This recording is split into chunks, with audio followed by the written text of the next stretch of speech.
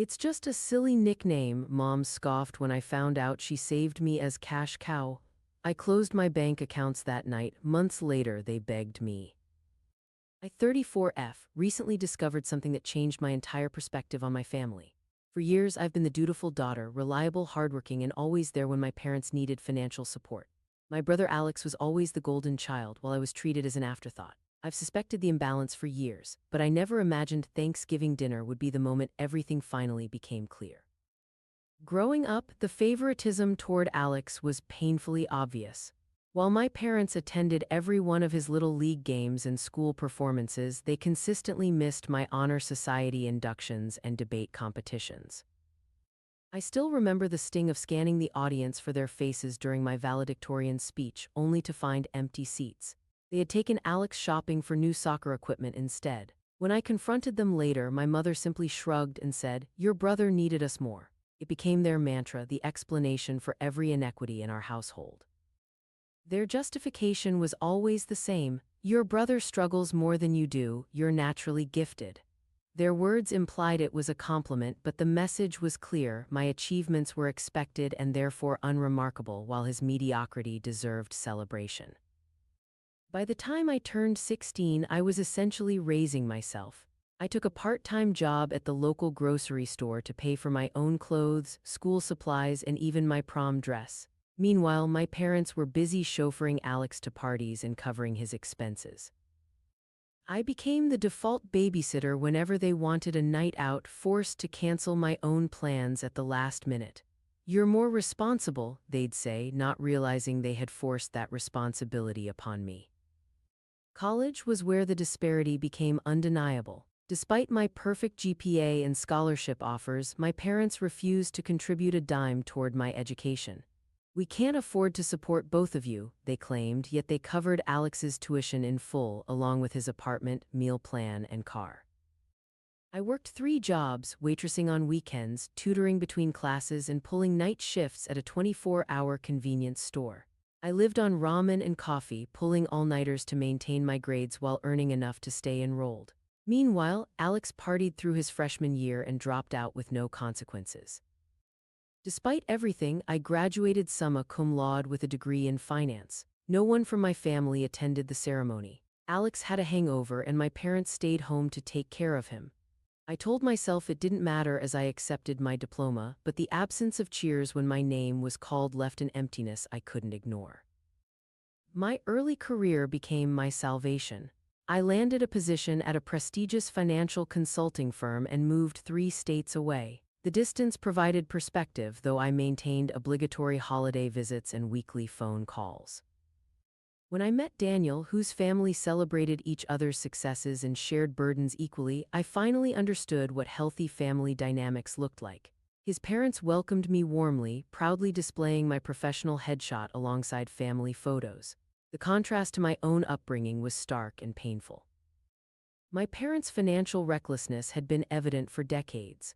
They'd refinanced their house 3 times to fund lavish vacations and my father's classic car hobby. Despite earning good salaries, they lived perpetually beyond their means, juggling credit cards and taking out personal loans to maintain appearances. 5 years ago, the inevitable crisis hit when my father took early retirement without adequate savings, and my mother's online shopping addiction spiraled out of control.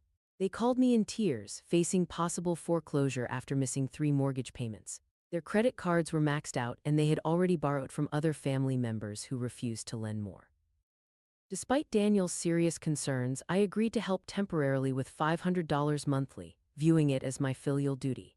That amount gradually increased as they presented seemingly endless emergencies: medical bills, car repairs, property taxes.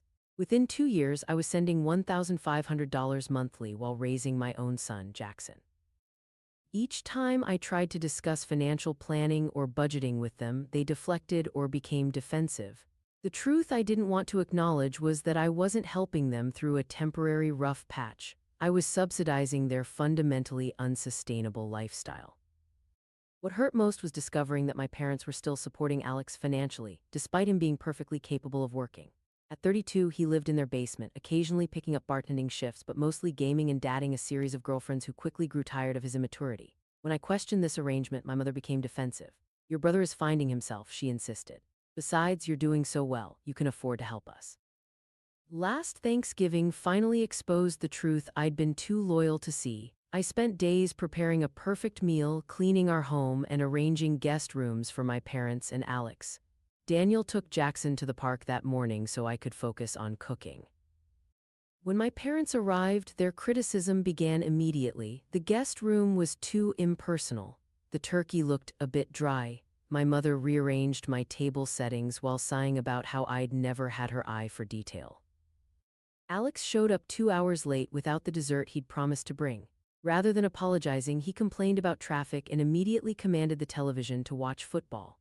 My parents fawned over him, serving him the choicest portions while he sprawled on my sofa, dropping crumbs on the carpet I'd just steam cleaned. Not once did anyone thank me for my efforts. The revelation came from an unexpected source. Jackson, my 6-year-old son, had been playing with my mother's phone while she was in the bathroom. His innocent question silenced the room. "Mommy, why does Grandma have you saved as cash cow in her phone?" My heart stopped. The room went silent except for Alex's poorly suppressed snicker. I felt blood rush to my face as I processed what my son had just revealed. Years of suspicions crystallized in that moment. I looked at my mother, giving her the chance to explain, to deny, to claim it was some kind of joke. "It's just a silly nickname," she stammered, snatching her phone from Jackson's small hands. My father cleared his throat uncomfortably, suddenly fascinated by his mashed potatoes. "A nickname," I repeated, my voice unnaturally calm. "Is that what I am to you, a source of income?" My father's face reddened. "After everything we've done for you, you're going to make a scene over something so trivial." Everything they'd done for me? The audacity of his statement broke something inside me. 28 years of suppressed hurt and anger boiled over as I recounted every soccer game they'd missed, every achievement they'd ignored, every financial burden they'd placed on me while rescuing Alex from his self-created problems. Alex rolled his eyes. "Oh please, you're not special because you have a job. Some of us have had a harder time figuring things out. It's not like you can't afford to help out." That's when my mother said the words I'll never forget. "Well, what else would we call you? It's your duty to support us. We raised you, now you owe us." In that instant, I saw my family clearly for the first time. I wasn't a daughter to them. I was an investment that had matured, a resource to be tapped, an ATM with no withdrawal limit. The room spun as 3 decades of gaslighting, manipulation, and emotional neglect fell into place like a terrible puzzle. "I think you should leave," I said quietly, my hands trembling as I gripped the edge of the table. "All of you, now." My father's face contorted in shock. "You can't be serious. It's Thanksgiving." "I'm very serious. I want you out of my house." Daniel, who had witnessed the entire exchange, stood firmly beside me. "You heard her. I'll help you gather your things." My mother burst into tears, not from remorse but from indignation. "How dare you treat us this way after all we've sacrificed for you?" They left in a flurry of slammed doors and bitter accusations.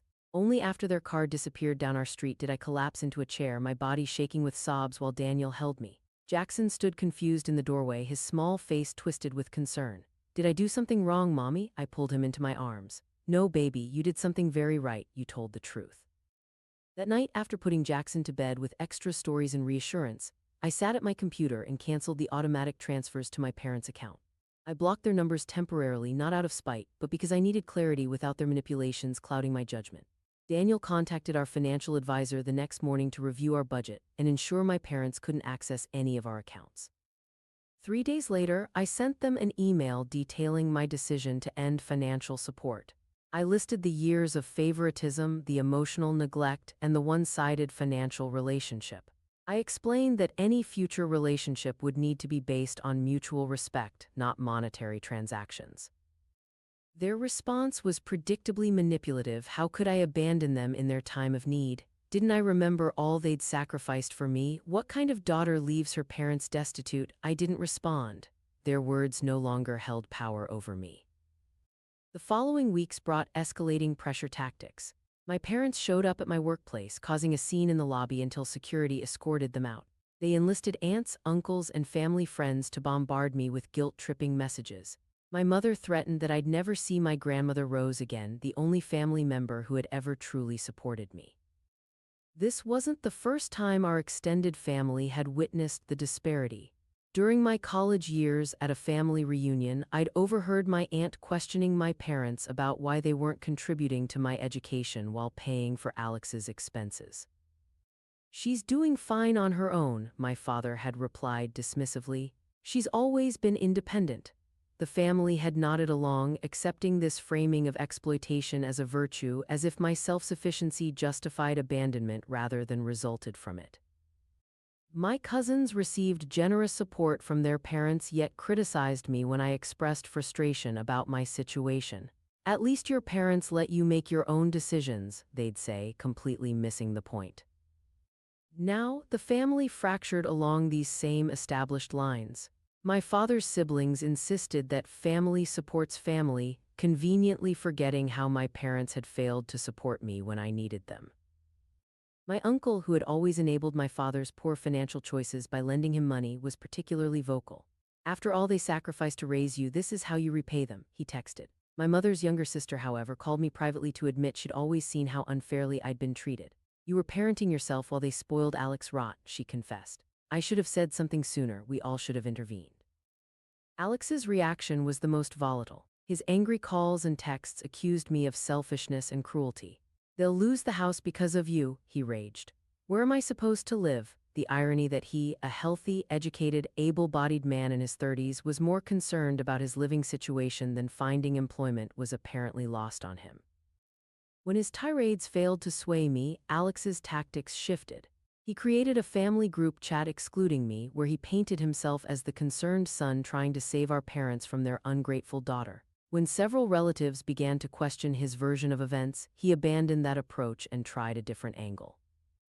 2 months after Thanksgiving, he showed up at my workplace disheveled and seemingly remorseful. "I've been thinking about everything," he said, eyes downcast in practiced contrition. "Maybe I've taken advantage of Mom and Dad, and you." He asked if we could talk over lunch, his tone suggesting a breakthrough. I cautiously agreed. Any hope of genuine change evaporated 20 minutes into our conversation. After a superficial apology, he revealed his true purpose. He needed $8,000 for a business opportunity that would turn everything around. When I declined, his facade crumbled immediately. "This is why nobody actually likes you," he spat. "You think you're better than everyone because you have a job and a house. You've always been stuck up." He stormed out, leaving me to pay for the untouched meals. Next, he targeted grandmother Rose, visiting her at the assisted living facility with fabricated stories about my husband and me experiencing marital problems and financial difficulties. "She won't ask for help," he told Rose, "but she really needs support right now." His aim was transparent. He hoped Rose would offer money that he could intercept. Fortunately, Rose saw through his manipulation and alerted me immediately.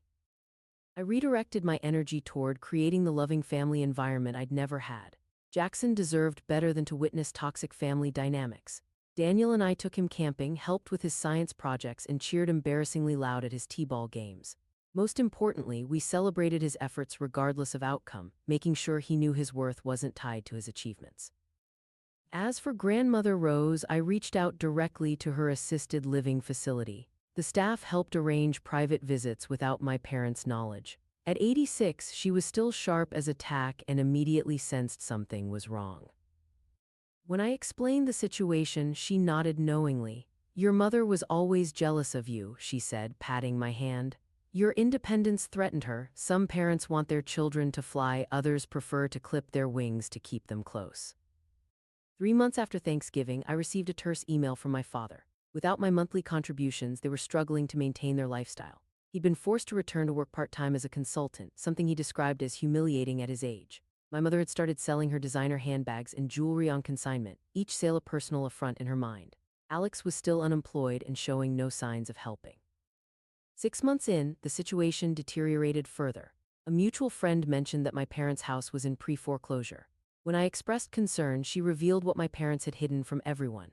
Alex had accumulated nearly $150,000 in gambling debts over several years, and my parents had drained their retirement accounts to bail him out multiple times. They had also taken out a second mortgage 3 years earlier, something they had never disclosed to me while pleading for monthly support. The revelation explained why my temporary financial assistance had never seemed to improve their situation. I'd been unknowingly throwing money into the black hole of Alex's addiction and my parents' enablement. The most disturbing detail was that they had known about Alex's gambling problem for nearly a decade. Instead of getting him professional help, they had shielded him from consequences, believing they could manage the situation by paying off his debts and hiding the truth from the family. My financial support hadn't been supplementing their retirement. It had been enabling a destructive cycle while they maintained the illusion of normalcy. This revelation should have angered me, but instead I felt a profound sadness. They had enabled his self-destruction while exploiting my success. Neither approach had helped him become a functional adult. By attempting to protect Alex from consequences, they'd ensured he would never develop the resilience or responsibility he needed. 1 year after the cash cow revelation, my life had transformed. I'd received a significant promotion at work, and Daniel and I had renovated our home to include a comfortable guest suite for grandmother Rose, who now lived with us full-time. Her stories about my mother's childhood helped me understand, though not excuse, the toxic patterns that had shaped our family. My parents eventually sold their house, once the pride of the family with its swimming pool and renovated kitchen, for far less than market value due to the desperate need for a quick sale. They used the proceeds to pay off Alex's most pressing debts and moved into a small apartment across town. The downsizing was more than physical. It represented a dramatic fall in social status for people who had built their identity around appearances and material possessions. Alex's reaction to this new reality revealed his true character. After 2 weeks of living with my parents in their cramped apartment, he pronounced the situation unbearable and demanded they help him get his own place. When they explained they had no more resources to give, he lashed out, accusing them of favoring me and ruining his life. The cruel irony of his accusation was apparently lost on all of them. With nowhere else to turn, Alex reluctantly took a job at a warehouse but quit after 3 weeks, claiming the manager had it out for him. He cycled through 3 more jobs with similar results. The pattern was always the same: initial enthusiasm, followed by complaints about unfair treatment, culminating in him quitting before he could be fired. In a final desperate attempt to avoid responsibility, Alex reached out to my husband's wealthy parents, spinning a tale about needing a small loan to get back on his feet. He had met them exactly twice at family gatherings, yet felt entitled to approach them for financial support. When they politely declined, he accused them of playing favorites and suggested they were only willing to help their biological family. Daniel's parents, bewildered by this entitled behavior from a virtual stranger, reported the incident to us. Last I heard, Alex was crashing on a friend's couch, still waiting for someone to rescue him from adulthood. The friend, increasingly frustrated with the one-sided arrangement, had given him 30 days to find his own place. The final confrontation came when my parents requested a meeting to discuss the future. Hoping for reconciliation, I agreed to meet them at a neutral location, a coffee shop downtown. I should have known better. Within minutes, it became clear their only interest was financial. They needed money for a security deposit on a better apartment. Alex was depressed and needed therapy they couldn't afford. Wouldn't I want to help my own brother? I set my terms clearly. I would consider rebuilding our relationship if they acknowledged their favoritism, apologized for the exploitation, and agreed to family counseling. Financial support would only be discussed after significant progress in therapy. My mother's face hardened. So you'll abandon your own brother when he's suffering after all we've done for you? What exactly have you done for me? I asked quietly. Name one sacrifice you made for my benefit that didn't ultimately serve you or Alex. The silence was deafening. My father finally spoke, his voice cold. If that's how you feel, we have nothing more to discuss. They chose Alex and their own pride over healing our relationship. As they walked away, I felt a weight lift from my shoulders. I had offered a path forward based on honesty and mutual respect. Their rejection confirmed I'd made the right decision in protecting myself and my son from their toxic influence. Today, my chosen family provides the love and support my biological one never could. Daniel remains my steadfast partner, Jackson is thriving in school, and grandmother Rose fills our home with wisdom and unconditional love. We've befriended neighbors and colleagues who demonstrate what healthy relationships look like, creating a community based on genuine care rather than obligation or exploitation. The family who truly loves you will never reduce you to your financial value. They'll celebrate your successes without resentment, support you through failures without judgment, and value your presence more than your provisions. I didn't learn this lesson from my parents. I learned it by becoming the parent they never were. Sometimes the hardest boundaries to set are with the people who should have protected you from needing boundaries in the first place. But I've discovered something powerful in this painful journey: the ability to break generational patterns of toxicity and create something beautiful from the wreckage. My son will never know what it feels like to be valued only for what he provides. And in ensuring that, I've finally found my own worth beyond the cash cow my parents tried to reduce me to.